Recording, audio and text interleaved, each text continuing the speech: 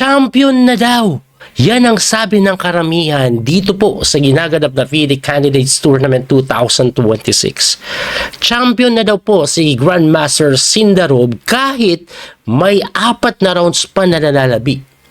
Alam niyo kung bakit?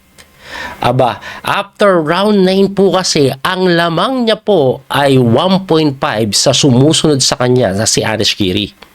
Ngayon, round number 10, kalaban niya po si Praggnanandhaa. Ano ang nangyari? Grabe po. Brilliant sacrifice. Ito po, no? Putibo dito si Sindarov. Ang tinira niya po, D4. Sinagot po yan ng knight to F6 ni Praggnanandhaa and then tumira ng C4. Nag-E6 lang, nag-knight to F3, tumira po ng D5 and then knight to C3. Ito yung tinatawag nilang Queen's Gambit decline na 3 knights variation. So, ang ginagawa po dyan kadalasan, bishop to E7 eh. Yung iba po nagbi-bishop B4, yung iba kunat lang C6 parang semi-slab. Pero ito pong si Praggnanandhaa, ang tinira niya, knight to D7. Ito yung sinasabi nilang barman variation ng 3 knights. Pagka knight to D7, si Sindarov naman nag-bishop to F4, mabilis tumira. Actually, pareho po silang mabilis tumira. Nag-develop lang po. Ang pinaka-idea po niyan, bago siya mag-E3, kailangan nakalabas to eh. Pagkatira ni Sindarov ng bishop to F4, nag-bishop to B4 si Prag. Tumira po ng pawn takes pawn, binawi, and then nag-E3. Kung mapapansin nyo, dito po sa parte na to, si Sindarov medyo nag-iisip na. Nag-spend po siya ng halos 5 minutes sa capture tapos 3 minutes sa tulak. Kung titingnan niyo yung oras, 1 hour and 52 na lang po si Sindarov, samantalang si Prag 1 hour and 58. Ang tinira po ni Prag, knight to E4, mabilis pa rin tinira. Pagka knight to E4, nag-queen to C2 defending the C3, na sinagot po ng G5 ni Prag, mabilis pa rin tumira. Pagka G5, umatras yung bishop and then nag-H5. At kung mapapansin nyo, si Praggnanandhaa dito, mabilis tumira, pero si Sindarov hindi din naman nagpapahuli. Medyo may kabilisan din siya. Ang tirada po ni Praggnanandhaa, napaka-agresibo, no? Ang pinaka-tema niya po, kukulungin po itong bishop sa may G3, tapos maggaganyanan kung sakaling tumira po ng bishop to E5. Kulong eh. Pero lahat po ito ay linya, no? Pagka H5, tumira lang ng bishop D3 si Sindarov. Medyo nag-isip na po ng matagal doon. Halos 7 minuto. Siguro tinignan niya lang mabuti kung tama pa ba yung linya ko. Pero lahat po yan ay linya. At ang ginawa po dito ni Prag, in H4. Pagka H4, kinapture lang po yung kabayo. No? Bakit? Libre. Pag kinapture mo, may kain na po doon eh. Ang ginawa naman ni Prag, kinapture lang. Ngayon, queen takes pawn, ayun na nga, na libre po yung pawn, kuming move lang, lahat po yan, linya pa rin. At bakit po binigay yung pawn? Kasi nga, kulong ito. Kasi may tira po siya ng bishop E5, meron namang F6, at nakulong na nga yung bishop. Pero lahat po yan ay linya pa rin. Nangyari na yan before, kaya ang bilis ni Prag, mabilis din si Sindarov. Meron pong napakagandang brilliant sacrifice dyan. Knight takes lang. Ayun. Sinacrifice lang po yung kabayo.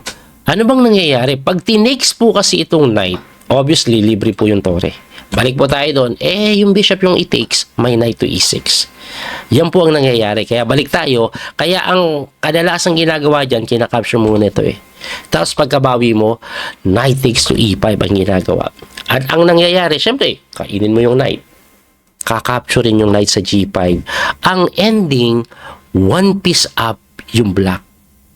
Pero kahit 1 piece up yung black, according sa engine evaluation, equal lang daw ito. Dahil kung titingnan mo mabuti, yung king po ng black, wala pong magawa. Nasa gitna. Hindi safe. Tapos ang kapalit po may 2 po nakasama eh. Ang matindi po yung F4 na paparating at yun na nga yung ginawa oh. Ano bang meron sa F4? Abay, kakaslingan ka, mabuksan yung F-file. Underdeveloped ka pa. Yung king mo hindi safe. Nakakatakot yan.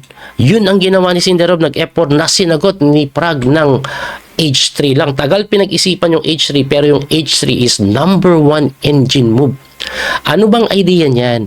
Siyempre, pag kinapture mo, medyo mababasag yung kanyang king side, no? Hindi basta-basta makakapag-castling. Pag hindi mo naman kinapture na kung saan yun yung ginawa, tinirahan lang po ng rook to d1 ni Sindarov, number 1 engine move, and then nag-queen to e7 umiwas, sinagot lang po ng g3. And after g3, dito na. No, magtataka kasi bakit G3 para magkakasling tapos capture dito. Pero sabi ng engine evaluation, slightly better pa ito sa black eh. Kaso, ang hirap makita ng tira. Kasi ang tamang tira dito na hindi ginawa ni Praggnanandhaa, bishop develop. Na nakakapagtaka kasi nagbibigay ka pa ng pawn. Pero sabi ng engine, example, nag-bishop to d7, capture ka dito, tirahan mo lang daw ng rook to e8 eh. O, manalasa ka, magkakain ka ng pawn, bishop to g4 lang. Ito po, ang daming pawn, pero winning ito pag in-endgame. Winning po yan. Ayan, rook d6 ka, winning daw po ito. Rook b7, ayan, oh, medyo makakapasok, weak ito eh. Weak yung mga light square. Kaso, hindi nakita ni Pragg yun. Ang ginawa ni Pragg, tumira po siya ng capture sa may f4 na mukhang okay naman, no? Pagkabawi, de goods lang. Pag na-queen takes ka, magkiking move lang, may ganun pa. Abay, mali pala yan dahil may castling. Grabe yung castling. Hindi mo makain, nakapin eh. Grabe, no? At pagkatira niya po niyan, tumira si Praggnanandhaa, rook to h6 lang. Bakit niya po ginawa? Kailangan Torre dumipensa kasi magro-rook takes f4 eh. So pagka-king move mo, at least walang check dito. Nabantayan. No? Sabi ng engine, close to equal, pero ako, kahit one piece up yung black, ako nahihirapan sa black. Kasi magro-rook f to d1 eh. Di ba? Papasok atake. At according nga dito, ang best move po ni Praggnanandhaa is to play bishop e6 para hindi makapasok yun. Ang problema kasi parang matatakot ka ibibigay mo yun eh. Di ba? Ang ginawa kasi dito ni Pragg, abay, tumira po ng bishop to d7. Ang bilis na pong tinira. Hindi ko alam bakit minadali niya yan. Pero after bishop d7, namula. Losing agad. Talo daw po agad. Paano natalo agad yan? Well, pag kinapture to, lamang ang black. Kasi magro-rook c8 daw. Pero may tirada po kasi na napakasimple. Ewan ko paano to na-miss ni Praggnanandhaa. Rook f7. At pagka rook e7, ngisay ka talaga. Mangingisay ka talaga. Kasi po, persado mong itiks yan. Unang-una po, pag tumakbo po yan dito, tirahan ka nito eh. Ayan o. Capture ka, persado, di ba? Rook takes. O, ayan na, ayan na. So, yayaring ka na, mamatiin ka na. Di ba? Wala nang magawa. O siguro, punta ka na lang dito. Kung c4 check daw, mas maganda o. Tapos dito, check sunod. Losing na daw, ayan, namutiin eh. Balik natin doon. Kaya mapipilitan kang kainin. Siyempre, babawiin. And then, king takes. Eto matindi. May check. Sa pool. Pasado dikitaan. May check ulit. Sa pool. Pasado dikitaan. Check ulit. Bagsak yung bishop. Iwas. Capture.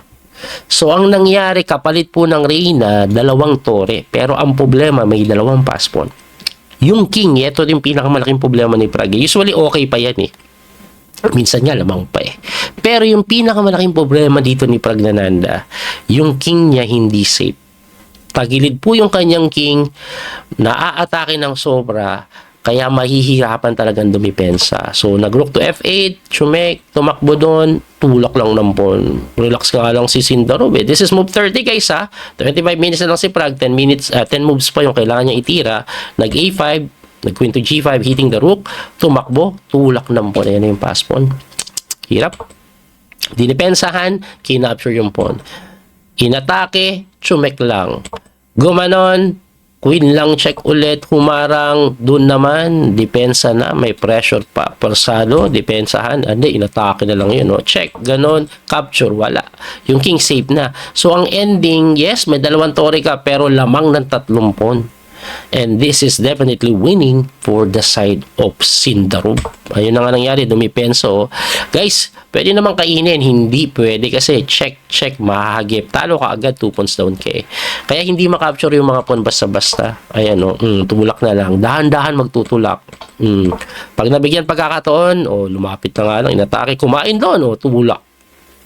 Nanginahin pa si Prag ng buwan no? So this is move 45 na, kung papansinin nyo, tumaas na po yung oras nila, pero grabe yung chance ni Prag na nadang makasurvive, wala, sobrang baba pa rin. Hindi pa rin pwedeng tikman guys laging may ganun no? Kaya ayan, B5 na lang, tulak, ayan na yung pawn, tulak na naman, ayan na yung pawn, 2 step na lang, graduate na, makakarinig kayo ng tan, ay, tama ba yun? Kasala tayo na.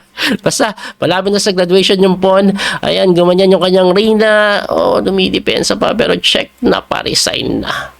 Bakit po nag-resign? Walang mapuntahan ito. Ang pwede mo na lang puntahan dito para madepensahan, pero pagka queen takes to c5, malilimas yung pawn, ang dami ng pawn. Wala. Iyak ka na lang talaga dyan. So, nanalo si Sindarov. Ibig sabihin, yung kalamangan na 1.5, imposibleng bumaba. Ang tanong, yung pumapangalawa si Anish Giri, anong nangyari sa kanya? Kalaban po ni Anish, si Hikaru Nakamura, eto nangyari. Nauwi sa tabla. Actually, maganda yung pinakita ditong laban ni Anish Giri, Maganda yung pinakitang laban ni Anish Giri. Talagang lumaban po siya. Kahit papano pinlinit niya yan. Bumibiyak siya sa gitna. Pero Hikaru Nakamura, chess player din Marunong din siya Ayan, napalit. Binigay. Ina-atake, counter. Uy, grabe yun. Nakita niyo yun? Knight D7 lang, umayos na. Kala ko lamang pa si si Anish kasi kahit papano hindi po ito maigalaw no? Kasi pag pumunta ka dito, check, mati ka.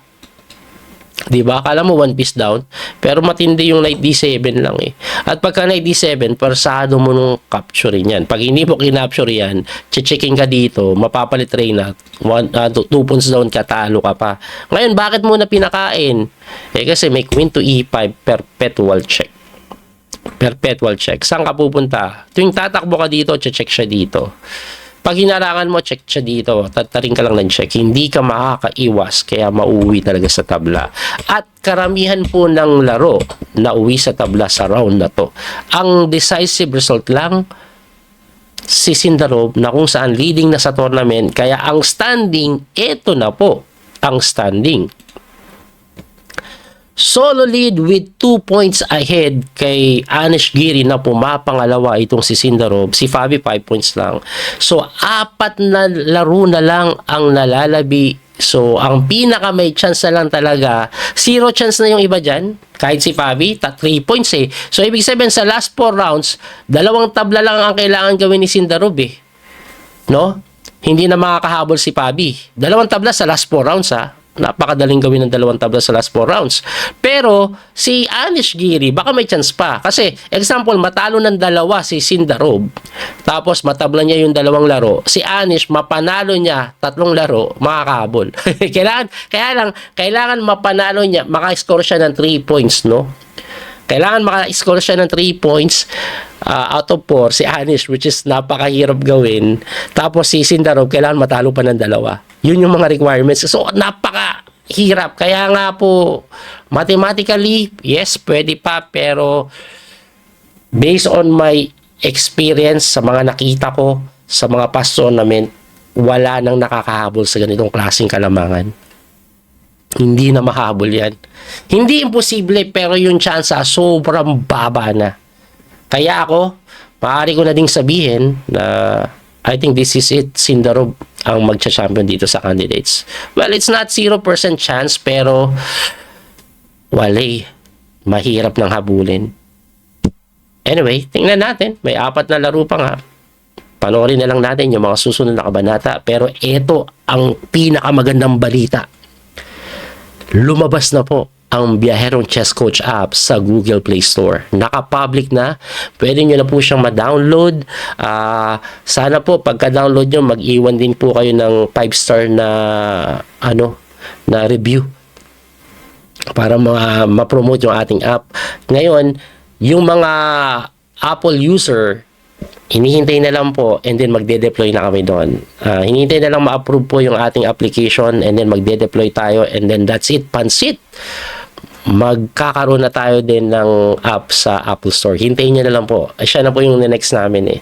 Alright, so sana po masuportahan nyo po yung app natin dahil kailangan po talaga ng support para masustain to kasi may mga expenses na kailangan bayaran, may mga server na kailangan bayaran. Napakaganda at napaka-powerful po ng app. Sana po masuportahan nyo. Anyway, muli ito po yung Coach PD Master Daniel Causo. Hanggang sa muling pagkikita, abangan nyo po yung mga susunod na video. Don't forget to like and share, follow and subscribe. God bless mga kabiyahe. Bye-bye. Salamat po. Thank you. That little mouse, 'cause I'm an albatross.